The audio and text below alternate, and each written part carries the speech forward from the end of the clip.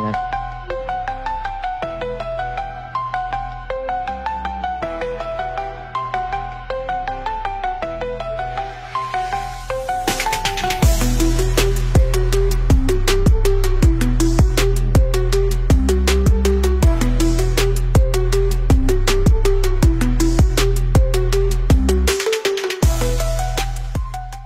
So what's up guys? Nandito tayo ngayon sa may Santo Niño, Marikina City, sa may Ilog.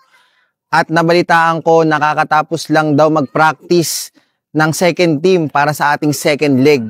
Chat ko sila, nandito daw sila, kakatapos na mag-practice. Kaya ngayon, surpresahin natin sila para ibigay sa kanila ang mga jersey nila na gagamitin para sa ating second leg Kalos PH Inter-School Basketball.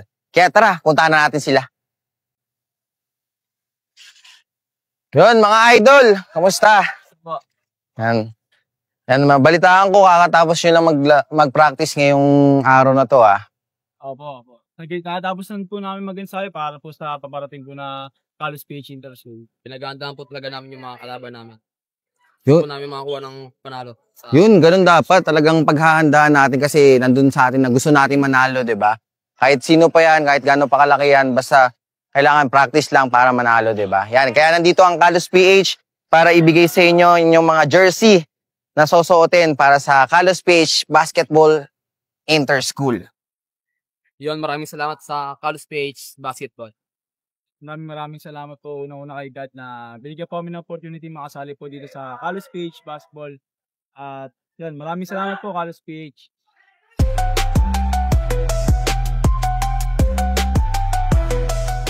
Ako nga pala si Rina Bingosa, 18 years old, grade 11 student, nag-aaral sa Tanyong High School. Ako nga po pala si Andre Biascan, 18 years old, grade 12 student po at nag-aaral sa Tanyong High School. Ano ang nararamdaman nyo na i-represent nyo ang inyong school sa Kalos PH Inter-School Basketball?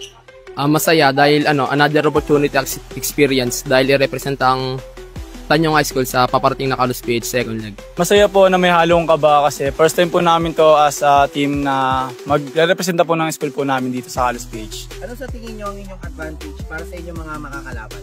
Ang aming advantage po sa aming mga makakalaban ay unang-una po ay ang aming pong shooting dahil ito po talagang aming lakas sa lahat ng laro po namin at pati na rin po ang lakas ng aming mga katawan.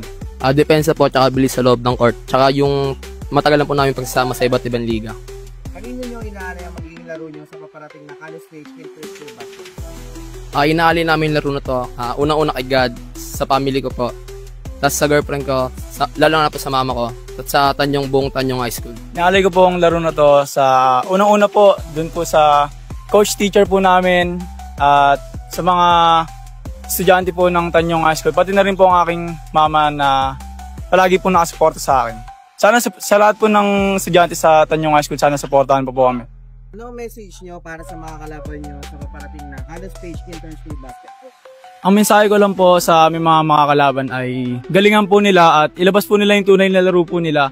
At di po kami magpapatalo kasi opportunity po namin ito para sa amin. Para sa mga kalaban namin, bigyan natin yung best natin, tsaka bigyan natin ng magandang laban ng isa't isa at bigyan nyo kung sino kayo.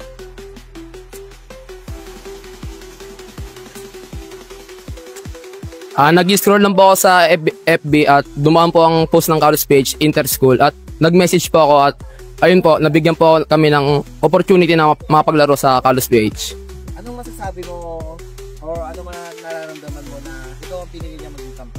Sobrang saya ko po na ako po yung napili niyang maging kampe dahil po sa lahat po ng liga na nilaroan po namin, lagi ko po siyang nakakasama at kumbaga meron na po kaming chemistry sa isa't isa kaya po yun. Masaya po ako na napili niya po ako.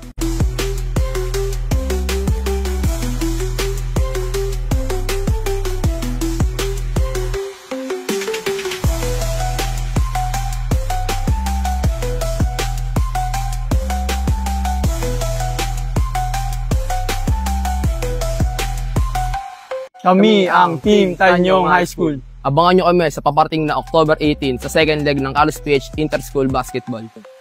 Bakbakan na!